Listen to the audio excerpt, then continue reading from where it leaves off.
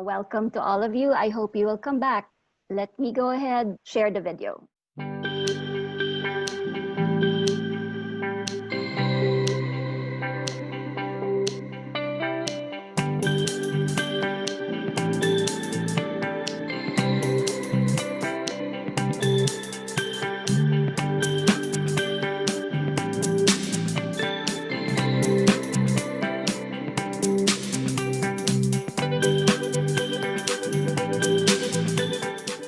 I wanted to give back when I turned 50, which was 2016.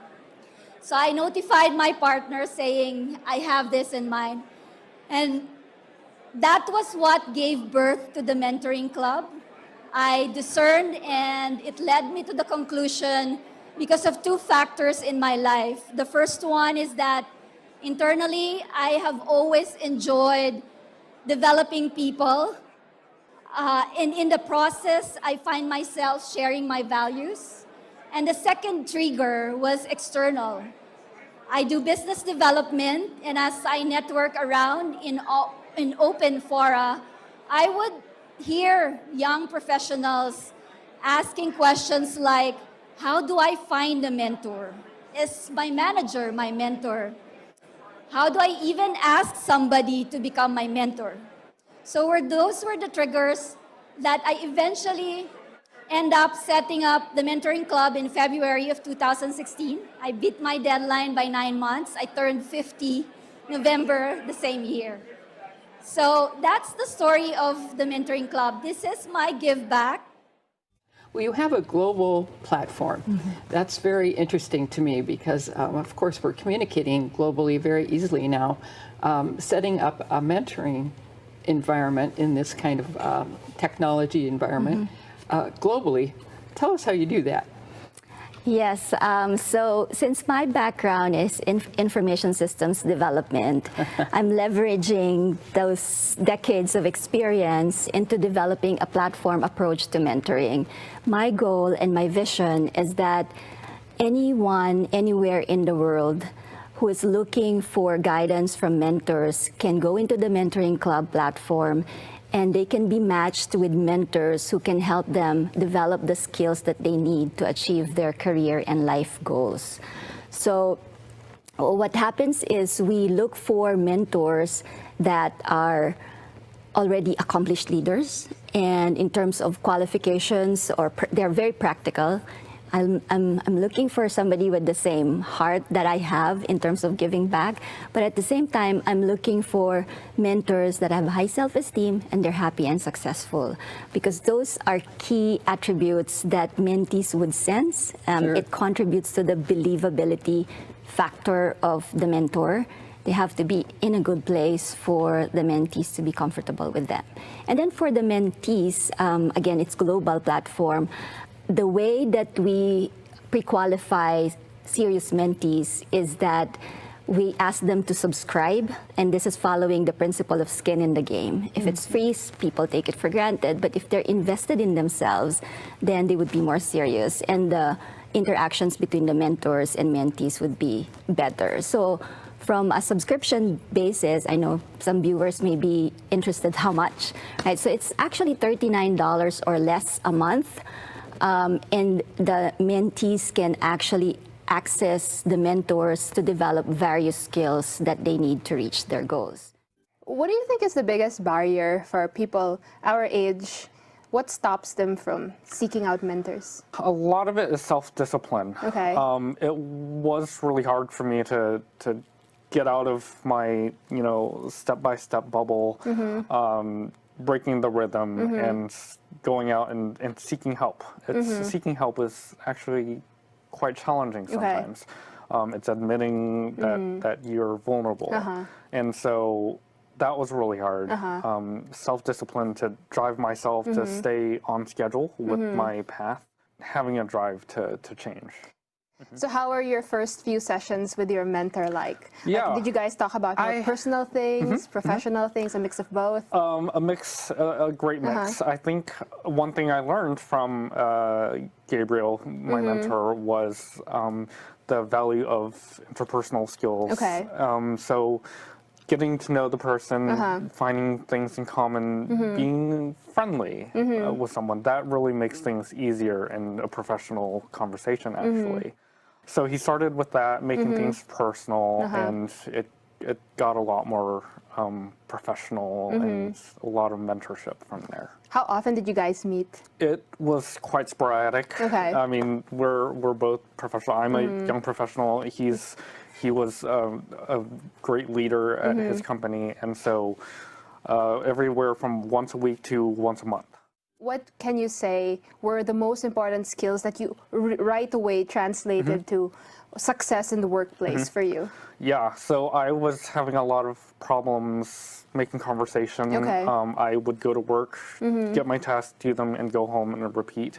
And I was having a lot of problems communicating things that I wanted, things I didn't want, career growth, expansion, and I got a lot of guidance going into softening the conversation, really, really growing the conversation into how I really, really want for myself. It seems like it was really life-changing for you I mean, seek a new set of eyes, someone who you don't work with directly to sort of give you guidance, someone with a lot of wisdom. Yeah.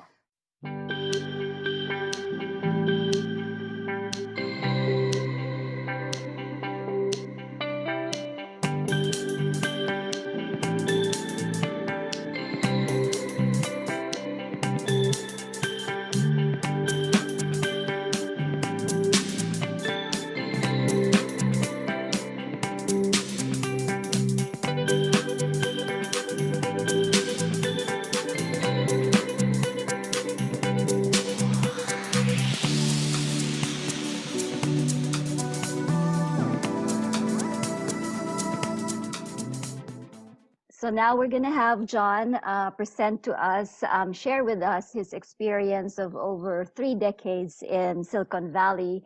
And I will let him do the introduction for himself. But I met John over a year ago when I attended the Silicon Valley Engineering Leadership Community Networking event, course educational event at Varian. And I had an informational session with him, and he agreed to join us as a mentor a couple of months after I met him. So John? I'm John Van Heteren. Worked in Silicon Valley over 30 years. I've had 6 different employers. I've had roughly 20 of those years in engineering management roles. What I thought I'd do is give a presentation to the rest of you about a bunch of considerations about working, although some of you have already been in the Valley for quite a while, and regardless of whether you're a newcomer or an old timer or what, we all face the same kind of questions. It's damn expensive here. Should I stay? Is this where I want for a career? Is this really worth it?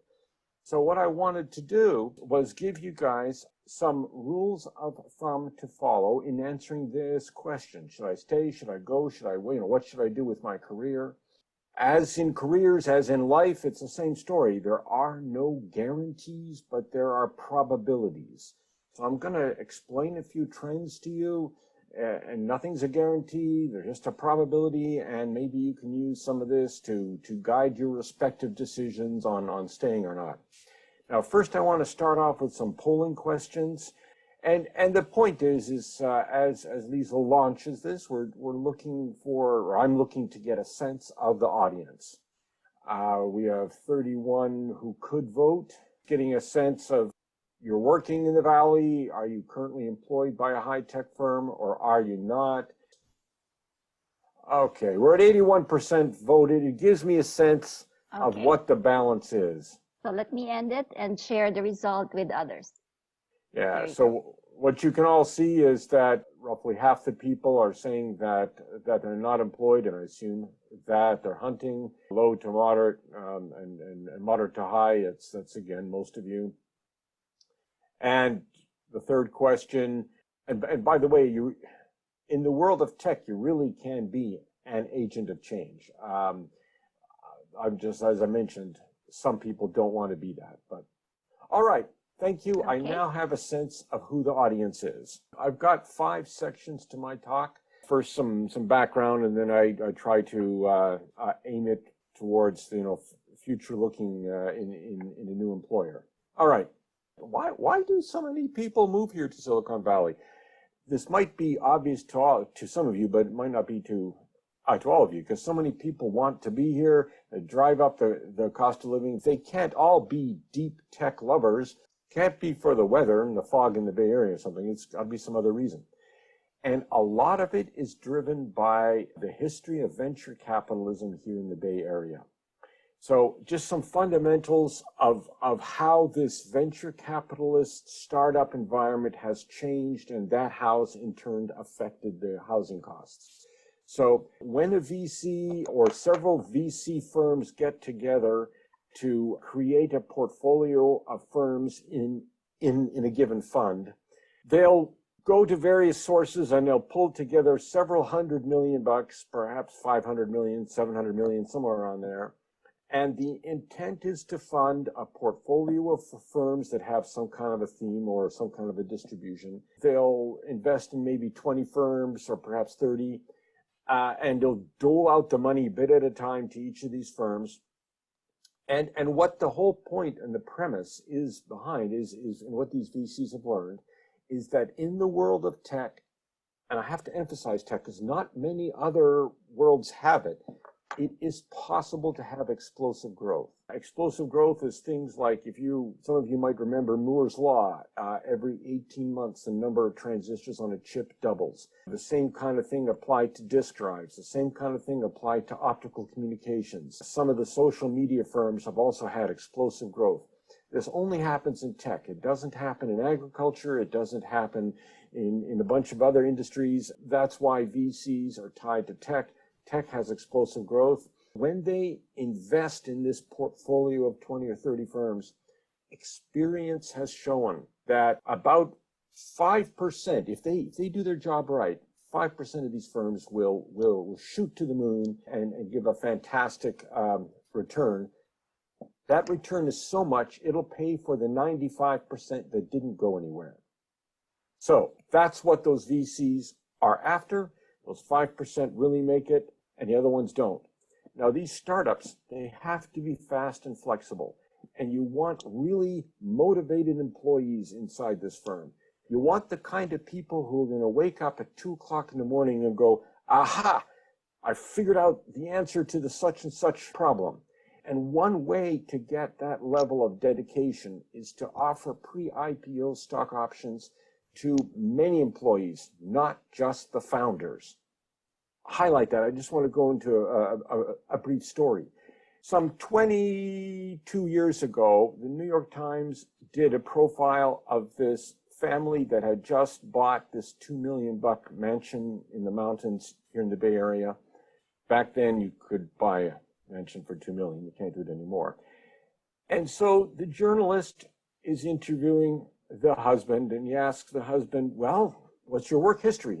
And the husband said, well, I started off at Hewlett-Packard and working there fine, but my career was not shooting to the stars, so I left HP. I went up to Startup 1, Startup 2, 3, 4, and 5. Every one of those startups, my salary was always lower. My stock options were higher. Every single one of them died. And then the guy said, I would have been better if I'd stayed at HP. So the journalist asked, well, how did you buy this $2 million house? Well, my wife was the first stockroom clerk at Cisco. That was his answer. Now, a stockroom clerk is typically one of the lower people upon the corporate ladder. But 22 years ago, when John Chambers was running Cisco, he gave stock options to everyone, including the stockroom clerk. And they bought that $2 million house from her stock options. And it is that richness, that is the lure that drives people to the Bay Area, drives up our crazy house prices. And if you're amongst those 1 in 20 firms which makes it to the stars, you'll walk off a millionaire. If you're not in that, if you're in the other 95% of the firms, then it's break even. You worked at a company, you got a regular paycheck, you didn't get millions, you got the standard pay, it's break even. So you have a situation of win or break even, and the win is 5%, a hell of a lot better than quite a lot of lotteries. So that's why people move here. That's why our housing prices are so obscene. We have to bear that in mind. So as I mentioned before, only tech offers explosive growth, but Silicon Valley itself is a little bit special. You guys might know that there are other tech areas in the US. Seattle, Portland, Austin, Texas, a little area around North Carolina and so on. And there are other places around the world who've tried to have their own Silicon Valley. And I just want to highlight that from an international perspective, other nations have learned if they want a Silicon Valley, they're going to have to change some things inside their nation. Amongst the bullet points, which you see here, is you need nearby cooperative technical universities. So technical universities, not the liberal arts ones. Okay, that's the first point. Now, the word cooperative is because you go back 30 years ago, quite a number of universities around the world had this ivory tower mentality that professors at universities do not dirty their hands in working with industry. They have to maintain their academic purity. Well, it was the money made in Silicon Valley, the money going to Stanford and also to UC Berkeley. That is what tore down the ivory walls in other places around the world. So you had to have that cultural change. And by the way, in some places around the world, they still have a bit of the remnant ivory wall. Portable pensions. Here in the United States, it's quite common for people to understand what a 401k is, but not every nation has that. Thinking of France right now. In France, your pension is associated with the company that you work at. If you change companies, you lose your pension and you have to start off from scratch at your new firm. So if France wants a Silicon Valley, they're going to have to change their national laws and put in pensions. You need to be able to fire people. Startups have to change direction. You have to change skill sets. Startups need to be able to hire and fire. In some nations, that's incredibly difficult. I'm going to blame France again, but in France, if you want to change your blend of staff, there's an enormous amount of government bureaucracy involved in that. That's why other nations have had difficulties creating their own Silicon Valleys. Now, within the U.S., other places, now you could say Seattle has done well, and they sort of have, but still, Silicon Valley has been around for quite a while. 30 years ago, journalists were writing that Silicon Valley is doomed, that it will die. It's so expensive, it'll be doomed. And yet, we're still getting half the VC money. Just in the year 2018, half VC money went to Silicon Valley, even though it's so expensive. And so you ask why? Why is that still the case? And you can see a bunch of bullets here. It's the attitude of the people. Silicon Valley has had this entrepreneurial spirit for 50 years. That has changed the blend of people inside the valley. The culture of hopping between employers. In some places, that's not done. I just want to throw out the example in Houston, Texas, dominated by the oil and gas industry. One could argue that in the oil and gas industry, in some cases, there's proprietary information that if you jump from one firm to a different one, it could hurt the former firm. Regardless of whether everyone has the proprietary information or not, in Houston, you hop from one employer to a competitor, your name is mud. You are blacklisted. You will not be able to return to the former firm. You'll have difficulty getting references anywhere else. That is not the attitude within Silicon Valley. I've known a number of people who've hopped between competitors. I worked at Varian Medical Systems. We've had people leave, work for a competitor, and then return. It's happened. I've seen it. It has not been a stain on them. So you have to have that kind of a culture. You also want venture capitalists to easily check out their own investment. And a lot of VCs are based here in the Bay Area because this is where venture capitalism really began. Along Sand Hill Road is a bunch of offices, and if they can drive within an hour in order to get to their investment and check it out, it's kind of nice for them.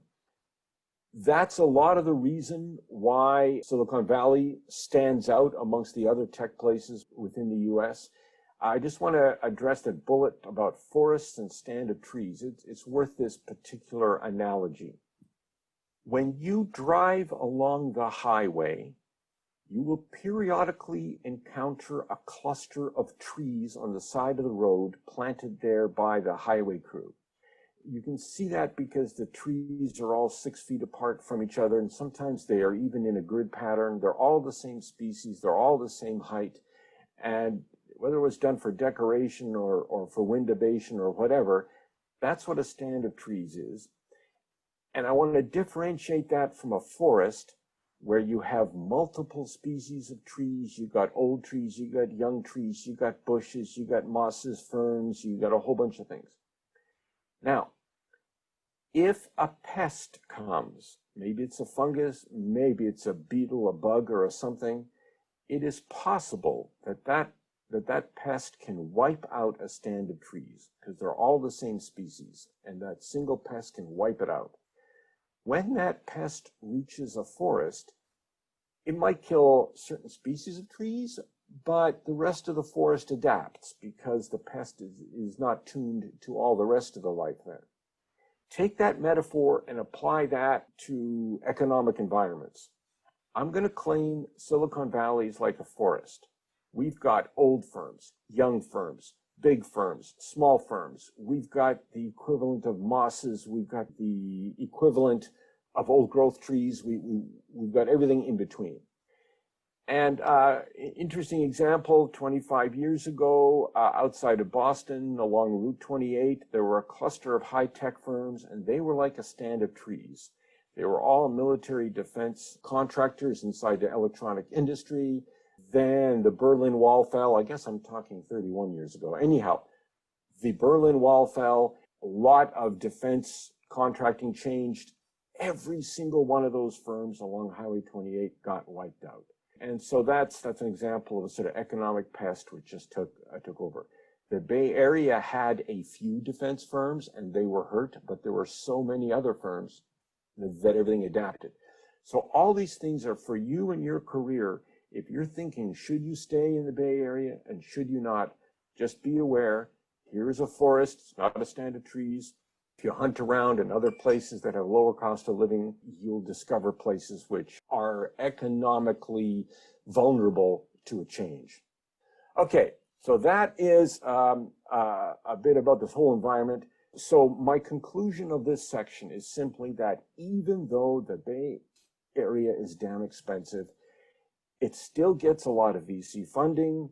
It has decades of strength left inside it. As firms come and go and live and die and so on, there will continue to be employment. 50% of you on this call said you're looking for a job. And you're also wondering, God damn it, it's expensive here. Should I continue to look here or should I go elsewhere?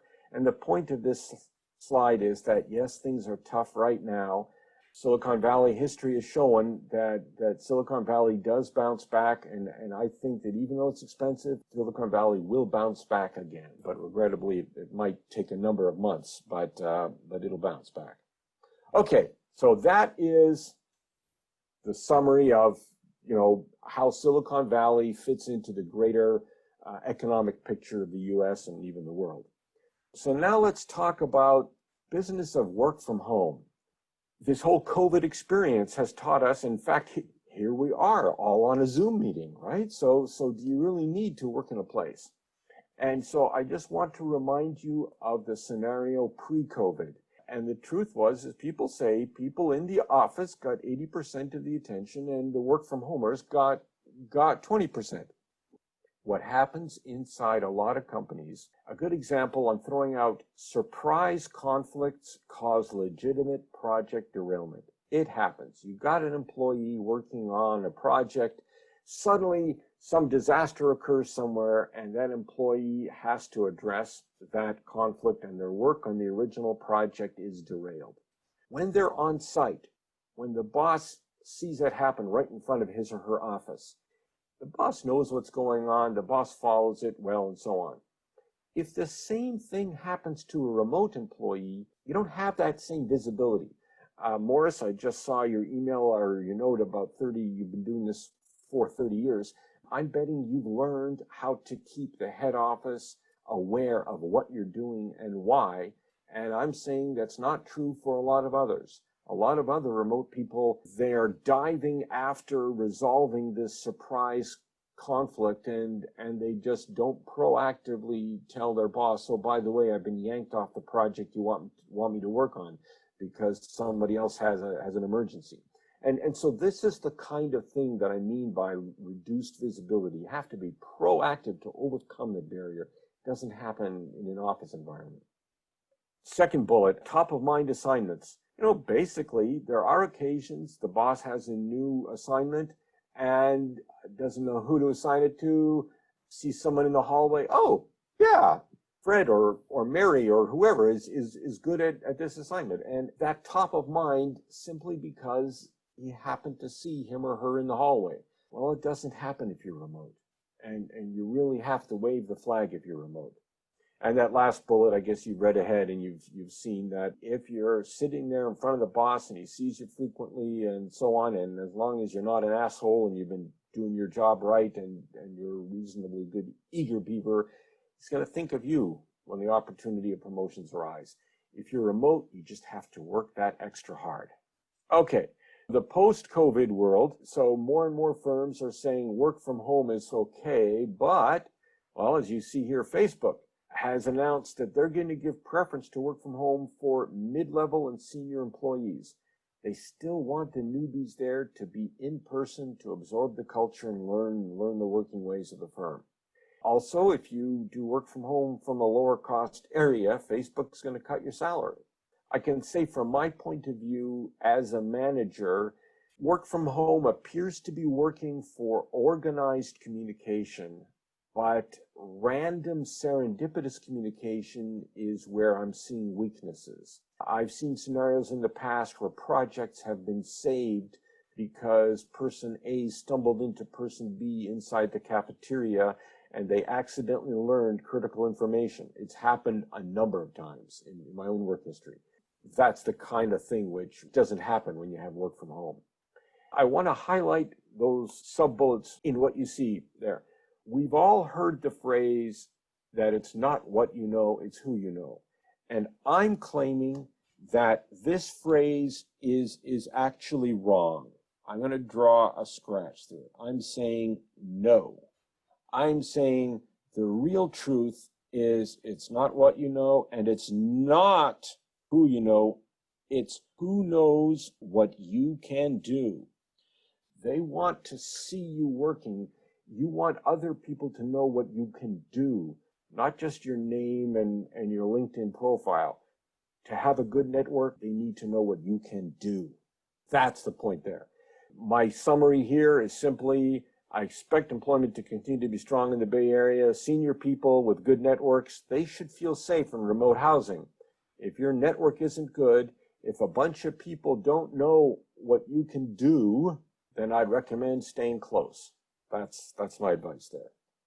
Okay, now let's move on to the question, should I change my job?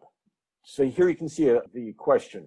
I have a sort of okay job in a tech firm now, and I read about these fantastic jobs elsewhere. Should I be looking or not? What should I do? So what you see here is a rough curve of my 30 some odd years in the Bay Area experience of company distribution. So the vertical axis is number of companies, and the horizontal axis, I'm trying to make a scale from bad firms to great firms. And I'm saying out there in the world, there are bad companies, and I'm presenting these dots. I'm imagining that in the Bay Area and otherwheres, you've got companies which are not good. Now, what happens in bad firms? Well, they tend to die. And the answer is yes, these firms are dying all the time. They are bad, they die. And you might say, well, wait a minute.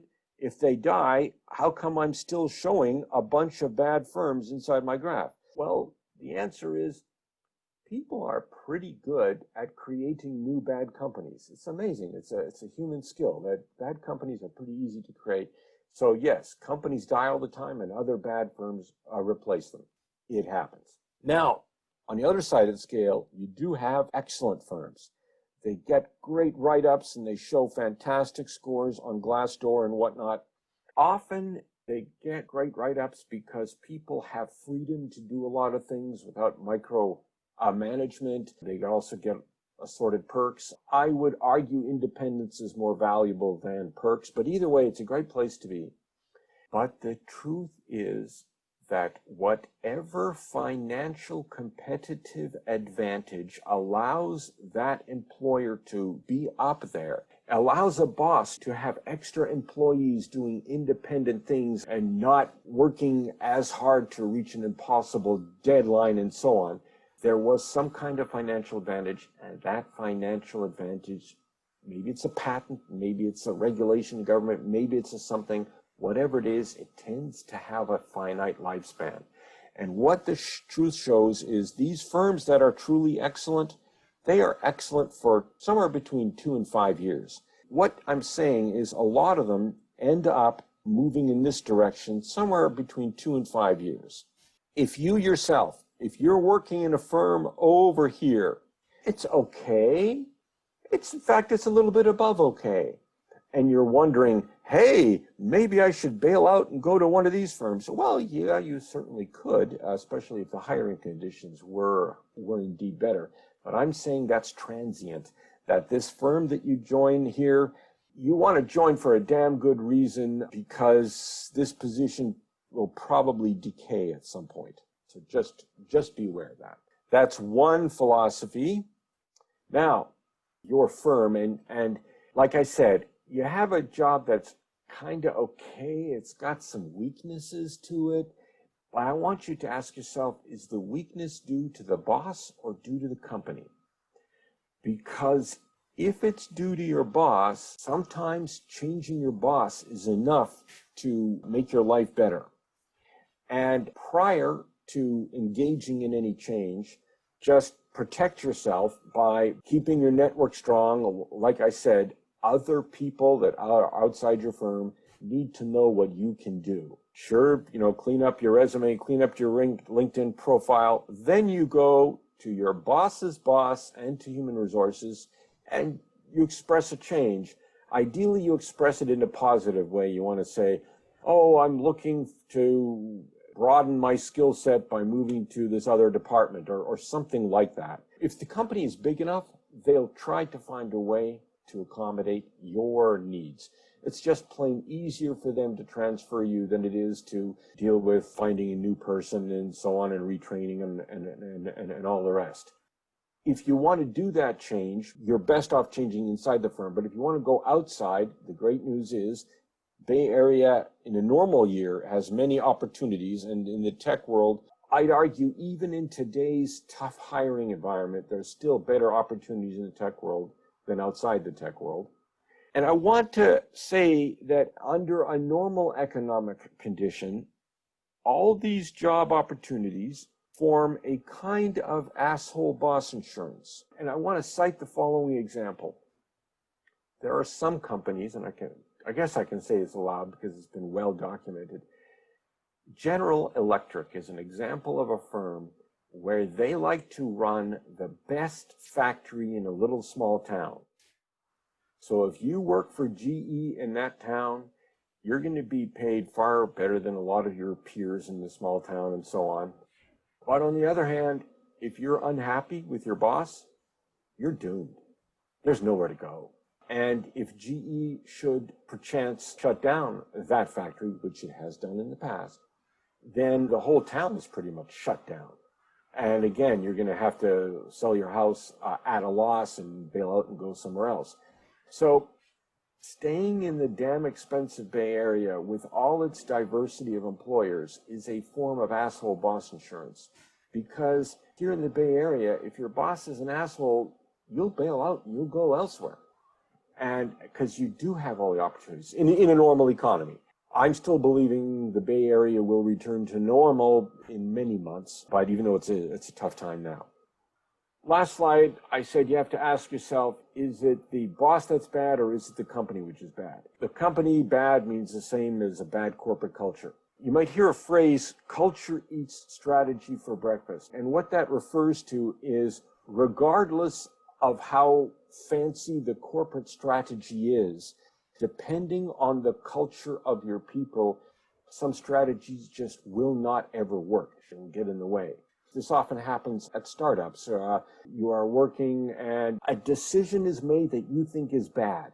It seems to be against the corporate culture. Well, one reason that happens is even against the executive interest is because it was forced upon them by the VCs.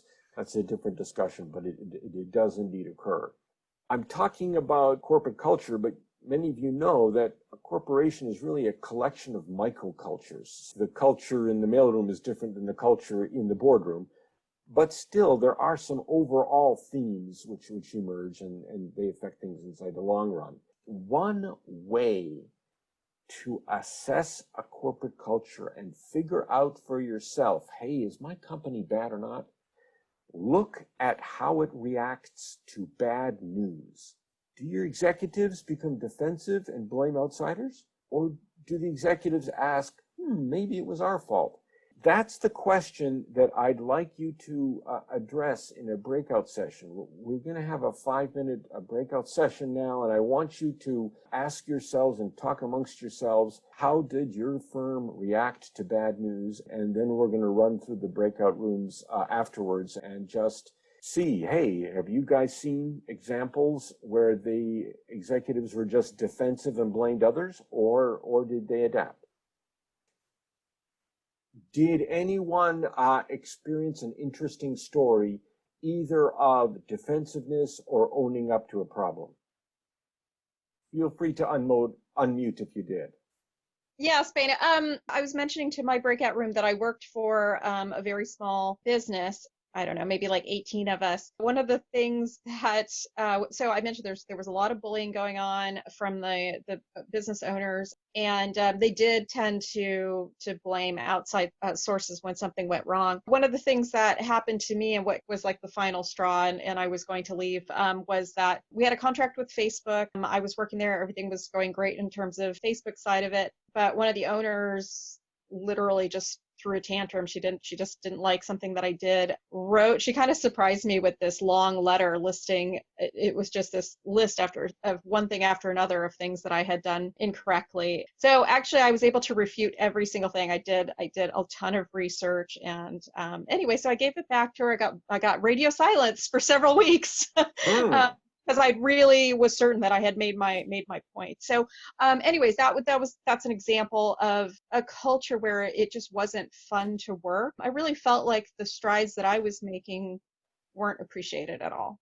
Thank you. We have time for about one more story. Anyone else want to speak up from their breakouts? Hong? Yeah, I wanted to share with everyone. I was working at Sun Microsystems many years ago. I mean, if anybody remembers, the company no longer exists, actually, for that matter. Now, Sun Microsystems in its own heyday, and I think the culture lasts until the end, actually, even though they were not doing well at the end. Very open culture, very direct, very modern in that sense. Even though agile did not exist then, it's a very open culture. It's not so much about finding fault, but very direct. I give you two examples. One, I had a boss that I really liked, and she liked me a lot, actually. When she hired me, she said, Hong, so what do you want from me? And I said, I want direct feedback from you as soon as you have it, and don't wait. And one time in the meeting, as soon as everybody left, she chewed me out. and then she said, you wanted feedback, right? There you go. And she walked out. But that said, it's very direct feedback. But the relationship was very good in any case. It doesn't change the relationship. And that's how Sun was at that time. And that was my experience. And there were other experiences where VPs got chewed out by directors got chewed out by VPs and things like that. It just went on. That's the culture then. Okay, so now I'll flip back to actually presenting then. We just did the breakout session, and now what I want to do is I just want to show one other way that culture affects things. We just spoke about bosses who are defensive versus bosses who are open to new ideas and so on, and admitting it was their fault. Another way culture comes into play, I wanted to explain the difference between making the right decision versus making the decision right. Interesting phrasing. I want you to imagine a corporate environment where there's a team of people here, and this team has a problem. They have to make a decision. They have to maybe choose path A or path B. They themselves don't know what the best path is because nothing's really clear. And so they present evidence to the boss. And in this scenario, the boss, this woman here, she adds things up and she sees it's kind of like a 45 versus 55 decision. And in this scenario, 55% to go path B, 45% to go path A, it's clear. You go path B. That's called making the right decision. You have clearly more evidence on one side than you do on the other. And these type of decisions are often done in your first and second levels of management, and they're straightforward and so on. We have the A, B, 45, 55. But sometimes the manager at this level one here, this manager, she adds everything up and she says, gosh, you know, it's like a 49 and 51. I can't tell which way to go. I'm going to bump the question up a level to the manager at level 2. The manager at level 2 has a broader sense and can often take something that looks 49 and 51 and turn it into something with a stronger difference and make a decision accordingly. But if the manager at level 2 still doesn't see a strong difference, she should kick it up, and the manager at level 3 is going to deal with it. And the net result is, when you're in the top position, every question that comes to you should be 50-50 balanced. If it wasn't 50-50, if someone comes to you with a 60-40 question, it should have been decided at a lower level. It's wasting your time to make the call there. However, when you're faced with these 50-50 scenarios, it's often a really awkward question. It's like, what's better, 5 apples or 6 oranges? I'm not comparing the same things. It's a kind of a tough decision to make. And it is in these scenarios, that's where the culture comes in, and that's where you use your cultural values. What is the purpose of your company? Why the heck does your company exist? What's its purpose? And you use that to make the decision right. And by that, I mean, you're going to have to invoke the corporate culture, and you're going to have to use that to make the decision, go path A or path B. And you're going to have to tell some people, like some people had wanted to go path A, and if you decide to go path A, they're happy. Great news. Path B, there were other people who said, I want to go path B, and you as the top person, you chose path A. So you have to go to them and say, I'm sorry, I chose path A. I know you wanted path B, but I chose path A. That's called making the decision right. You have to make the losers happy with that decision. And you use your culture to help make that decision. You try to say, this is why we as a company are going down path A. So that's just another example of where corporate culture comes in. And hopefully you join a company where they, as they say, walk the talk. Because many companies claim to have a corporate culture that sounds great and looks good on a wall poster, but they don't live by it. And if you work for a company that actually lives by its printed culture statements, then that's all the more impressive. And that would be a reason to stay in the firm instead of bailing out for somewhere else. We spoke about bad bosses. Now we spoke about bad corporate culture. And the basic summary is, yes, there are always better companies that you could work at. The best ones tend to only be there for a short time.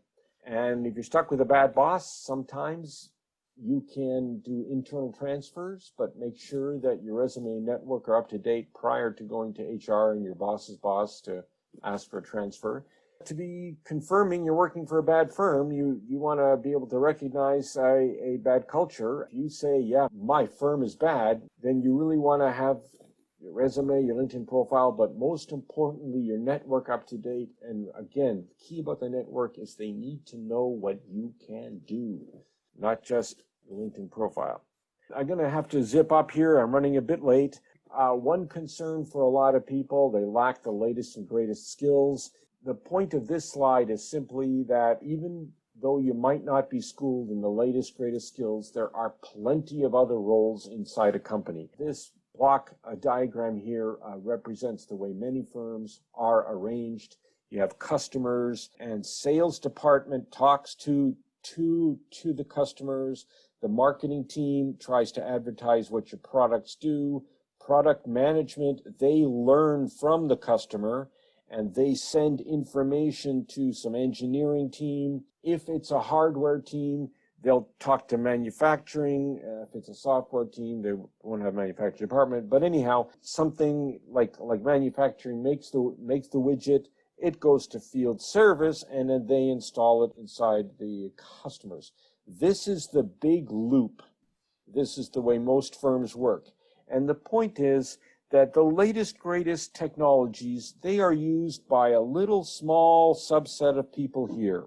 All the rest of these positions, a lot of these, you don't need the latest, greatest, and countless other positions. The latest, greatest skills tend to be on design-oriented roles, the ones I've indicated here, but countless other positions, especially a big chunk of them here, are process-oriented.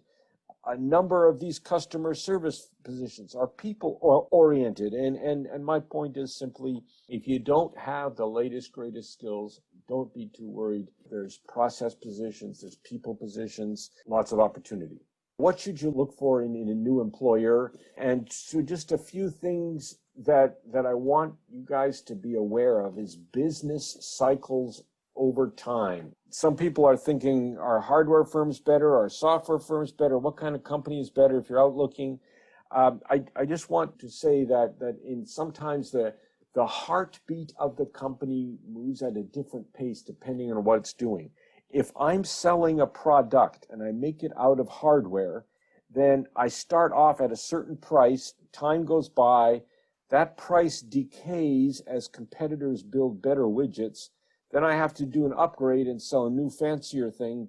Maybe it's a car, maybe it's a camera, whatever the heck it is, and it's medical equipment. And you get this kind of a cycle where you have to keep releasing new things to keep the price up. Same story happens in software, but the software beat is a hell of a lot faster. And so the whole release cycle, everything else in software is a different kind of a pattern. So what does that mean for you as a person? Are you the more slow, careful person? Are you the rapid person? There are different styles. I'm not saying anyone is better than any other, but just be aware. All the companies face the same issues, just on a different time scale.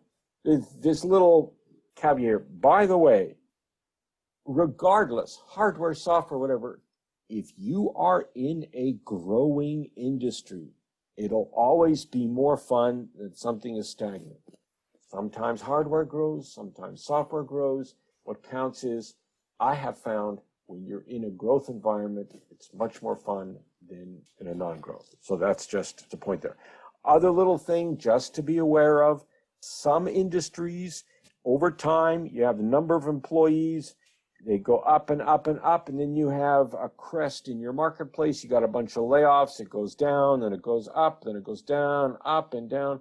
This roller coaster ride I've just shown here, this was the story of the semiconductor world for 2 or 3 decades here in Silicon Valley.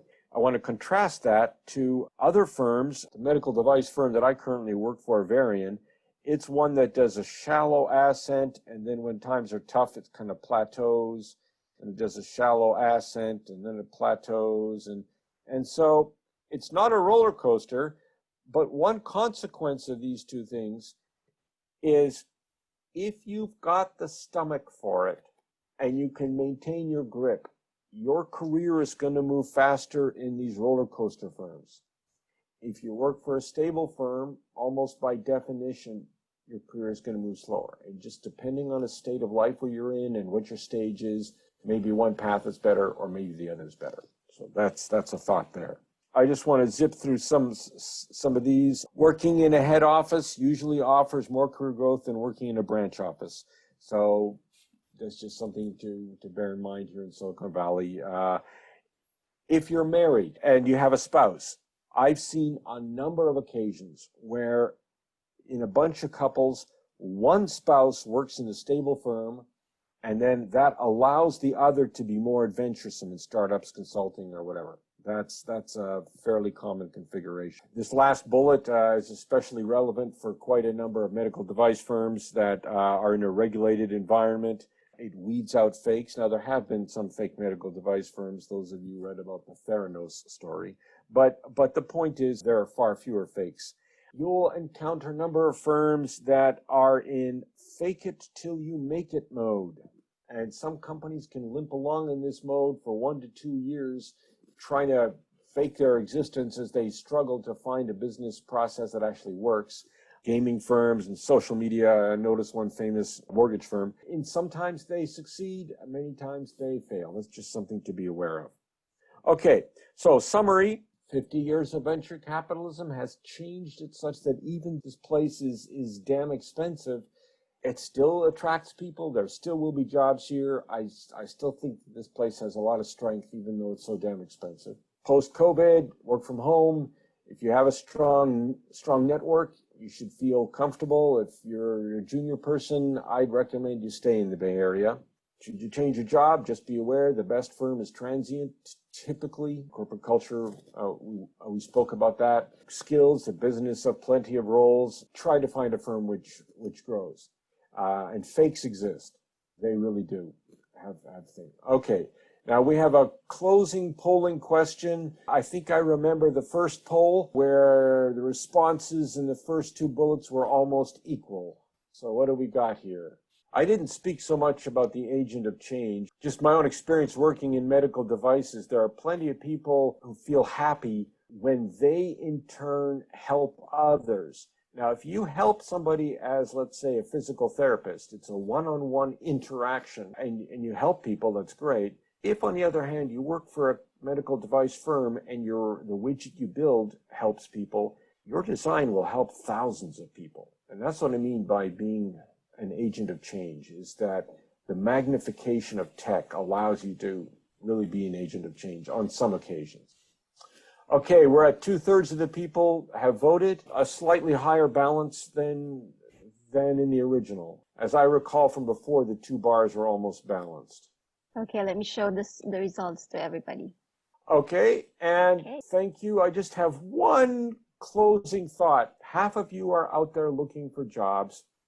Maybe your existing employer died because of COVID, or you had a layoff, or whatever the case was. I wanted to leave you with this piece of advice. Even though employers sometimes last longer than spouses, when you're interviewing, don't play hard to get with a possible employer in the same way that you might with a possible mate. I've seen it before. As a manager, I've interviewed people, and I myself have done my own job interviews.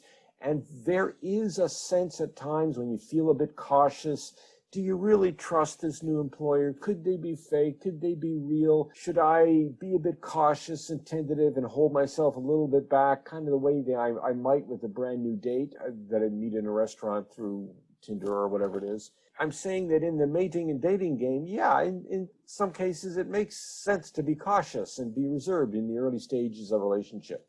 But I'm saying in the job interviewing game, it always makes sense to be as enthusiastic as possible with as many employers as possible. You don't have to feel like you're two-timing. There are so many people who are weeded out through the interview process that you don't have to feel any sense of guilt about being enthusiastic to 2 employers at once. No, by all means, be enthusiastic with everybody who interviews you. Your decision to accept the job later or not, that's further on down the line. When you're there in the Zoom call or in person in the interview, however it's done, be as enthusiastic as you can, as energetic as you can, be interested. Ideally do the background research on the firm beforehand, because employment is tough right now, and you don't have to play hard to get. In fact, I really recommend you don't. So that's the closing thought. I'm a little bit over time, but not obscenely over time. and it's all useful information for all of us. Thank you for that, John. So I will give the floor to Donna for any questions that you have collected in our chat box. Do you know any technologies that are growing nowadays that the new grads should look out for as an opportunity to develop their skills in both the software industry and the hardware industry? Here in the Bay Area, I think it is great if you can somehow tag your career to the artificial intelligence industry somehow. This can range from autonomous car driving to medical devices to credit cards and so on. Now, there is a clear need for software engineers who understand artificial intelligence and neural nets. That's clear. Companies that work in these fields, almost every field of artificial intelligence, when you're training a neural net, for every one employee who is the brilliant artificial intelligence engineer, you need about 3 people to prepare the data that the neural net is going to train on. This is called data curation, because when companies attempt to train neural nets, if you train with garbage, you'll get garbage coming out. So cleaning the data is an important part. You don't have to have the latest, greatest artificial intelligence understanding to know how to do that. It also helps if you demonstrate that you are intellectually curious. So if you can get a job interview where there, like I'm saying, data curation positions should be out there.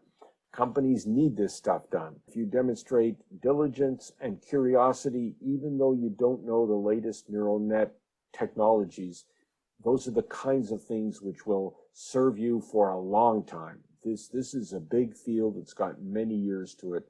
So the more experience you develop there, the better.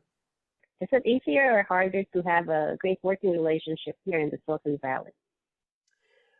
What I did try to say is, back to this, if you don't mind me using the word, asshole boss insurance. Yes, we've heard stories. Yes, and you saw me draw that picture saying you have good firms and you have bad firms, and the bad firms die.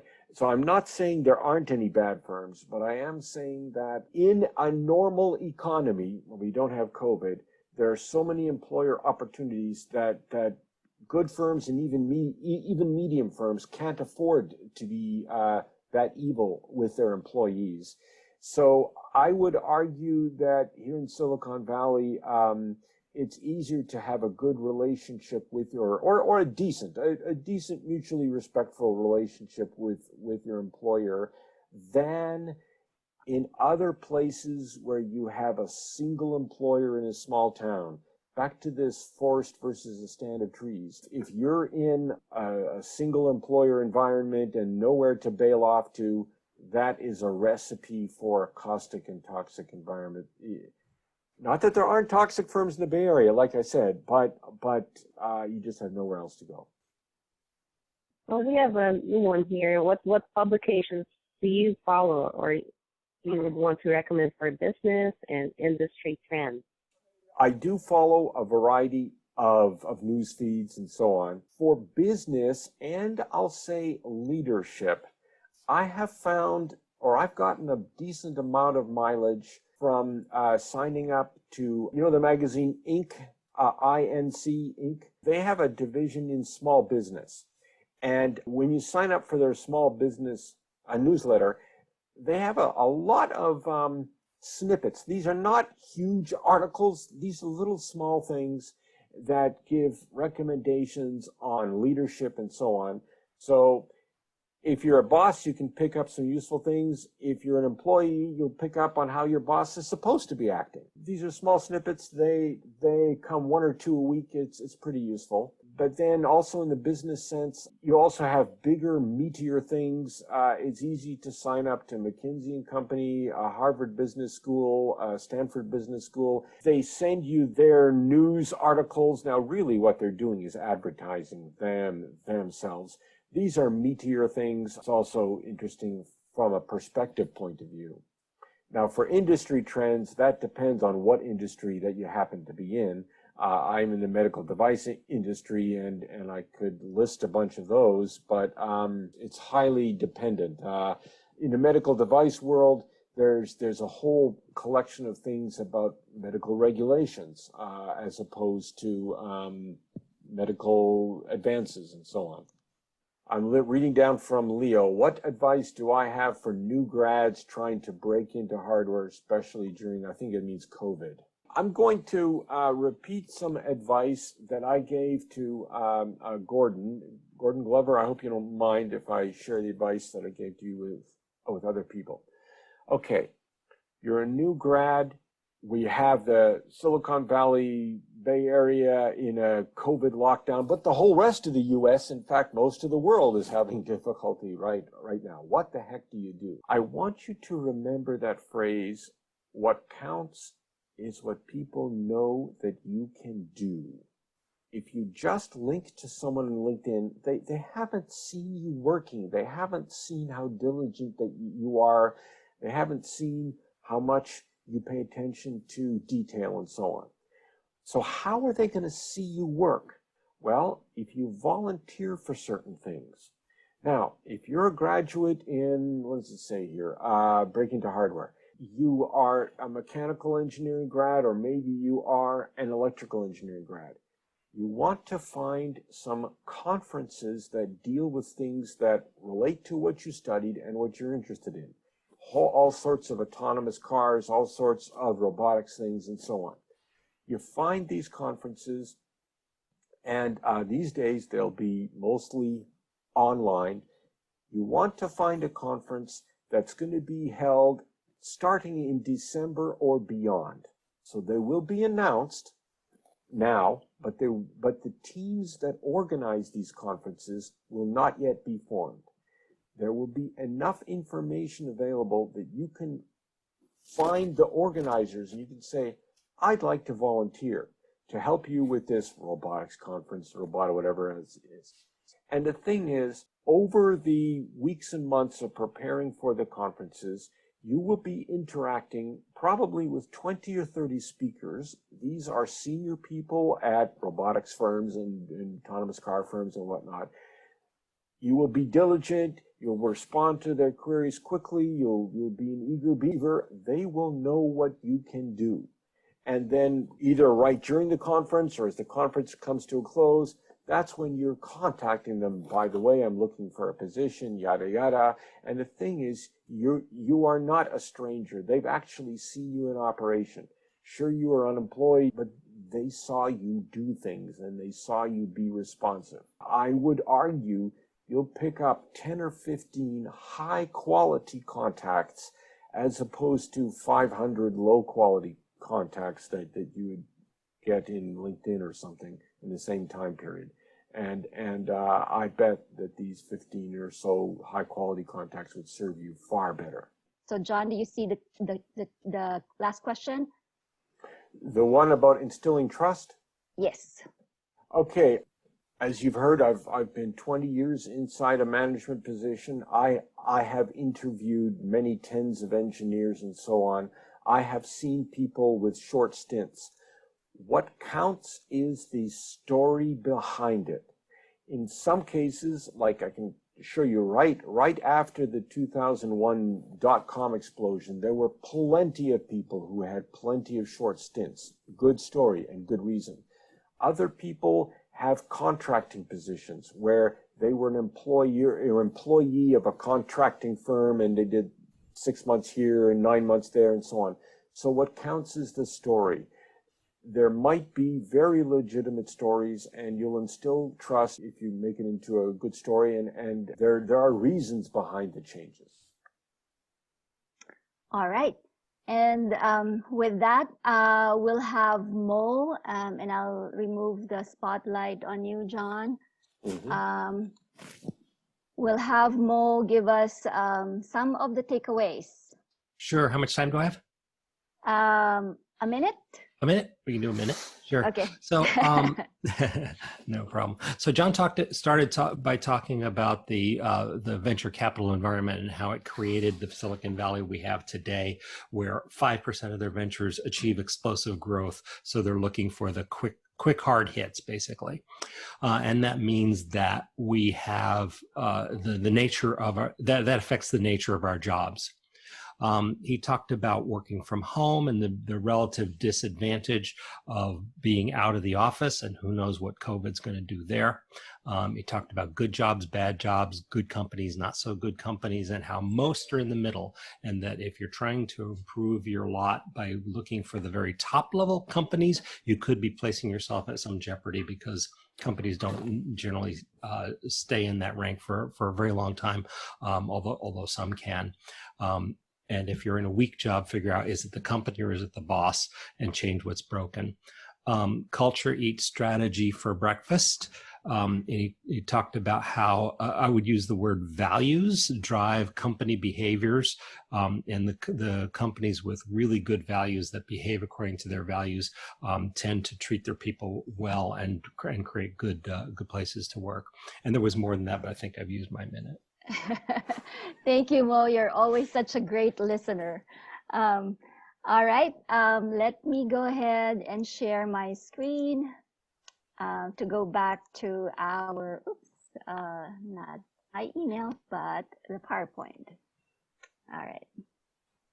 Okay, so we did the takeaways and some announcements. So I've allocated 5 minutes for this, but you will see a lot of charts later on, because that will give you some statistics about the organization. So I will just run through them. We will provide you the materials so you can review them later on. So please feel free to email me and ask me questions if you're interested in any of the things that you will hear about what's going on in the organization. So for next month, our Mentoring Matters talk is going to be on July. Now that I'm thinking about it, I think it's 23. I think this is a typo. So Emily Ransone is our mentor presenter. Her topic is about social communication styles. We hope to see you there. The meeting is already posted on Eventbrite. We still have to post it in some of the other events platform. What can you do now that you've listened to us maybe this first time or a few times around? If you'd like to consider being part of the club, please approach us or go to the website if you're interested to become a mentee or a mentor. And to help you make that decision, in addition to the videos that you will see on YouTube about the organization, here are some statistics for you. And this is as of March 31, 2020. We talked about developing skills of mentees, and these are the top 20 that we have as of March 31, 2020. And this skills are also matched with the areas of expertise of our mentors. The next one will show you some industry coverage. This are numbers for both our mentors and our mentees, and it will show you the industries that we're covering so far in terms of percentages, and this is the whole community. As far as geographic distribution is concerned, so 88%, in the US, 90% is in California, and we have 1 or 2 of our community members in other states. And if you look at the global distribution, remember we are talking about eventually we want this to be a global community where people can come in and have a mentor-mentee relationship. So we have 88% of the membership right now in the US, and then these are the other countries that have that we have presence I should say. So another way to get involved with the mentoring club is to volunteer. So we're launching a few programs and events and events for getting to know us more. At the same time, fundraising events in order for us to build capacity. And these are some of those programs. We have the COVID-19 Mentors Outreach Program. We did a fundraiser in May in order to help people who have been displaced by COVID-19. And we had to go through the planning stage. We started right away, May 6th. But it's taking some time for us to build up the program. We're hoping to be able to start the application process in August. So if you or anybody you know have been displaced by COVID, please watch out for any announcements. And we're going to do a special mentoring program for those people that we think we could help based on the availability of mentors, as well as the focus of the program. So for this particular program, I am grateful to have the help of 3 of our other mentors, Brian, Mary, and Hong. We're launching a fundraiser. We call it Give Back, Lead Forward. And this is a virtual walk, run, ride fundraiser. Again, we're doing the fundraiser to build capacity in order for us to hire our employees. Right now, we're being driven by a lot of volunteers, generous volunteers, helping the cause. The leads for this particular event are Donna and Louie. And then the last piece that we're investing some time on, and I know Mo, I owe you and Nina a lot on this, but I want to be able to share with people as well that we are looking at redoing our website or revamping our website because we have so much more content and we know our audience, we know our community better now than when we launched that initial website. Another way to help us is to donate. So please go ahead if you know of people who, again, believe in giving back and in this kind of causes that we're espousing, please send them to our website. And as I said in past events, it takes a village to get organized in this in these kinds of events and programs. So these are some of the people that I would like to call out. Some of you are here, so I'm really happy about that.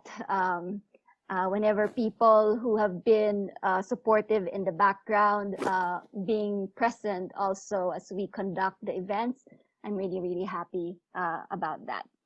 And at the end of the session or later, I don't know if Donna has posted it on the chat, but please give us your feedback for as far as I'm concerned and excuse me, the rest of the mentor community is concerned.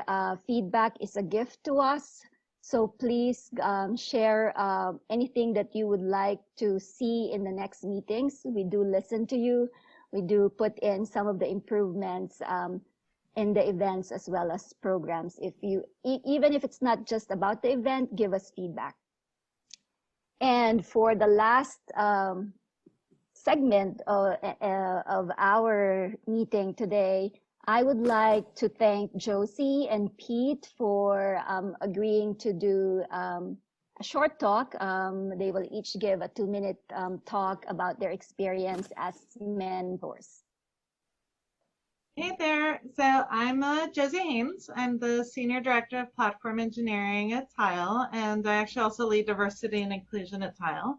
I've been in tech for 20 years, and I've been passionate about keeping women in tech, but in early 2018, when I left Apple, I was pretty burnt out and thought I was going to leave the tech industry and start my own small business. But I really realized something, which is 56% of women leave tech after 10 to 20 years, and I realized I did not want to become that statistic. And technology is impacting all aspects of our daily lives, and if we don't have women and underrepresented minorities creating the technology, we're never going to have technology that really addresses the needs of the non-majority.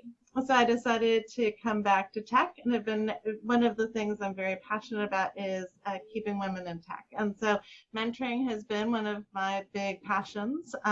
When I was at Apple, I had started Women at Siri, but the VP of Siri at the time didn't allow me to start a mentoring program because he didn't believe in mentoring. And so when I joined Tile, one of the big things was I was going to start a mentoring program. And so I did.